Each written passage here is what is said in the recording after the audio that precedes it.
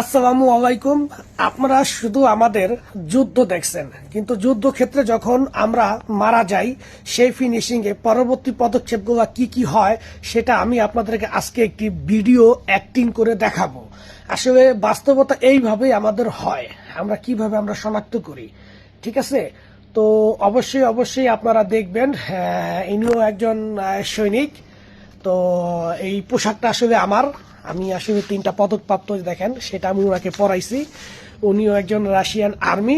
তবে আমরা জাস্ট অভিনয়টা কইরা আপনাদেরকে দেখাবো যে আমরা যখন যুদ্ধের ময়দান থেকে যখন আমাদের ভয়াবহত বা কঠিন আকারে আমরা ধরা পড়ি তখন আমরা কি করি, আর লাশটাকে আমরা কিভাবে শনাক্ত করি, লাশটা কিভাবে আসলে তাদের পরিবার বুঝতে পারে যে এই লোকটা মারা গেছে, বা এই লাশটা কিভাবে তাদের পরিবারের কাছে যায়।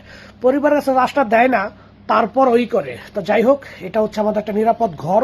আমরা নিজেরাই অভিনয় কইরা অ্যাক্টিং কইরা আপনাদেরকে বাস্তবতা যা হয় সেই জিনিসটা আপনাদেরকে দেখাবো।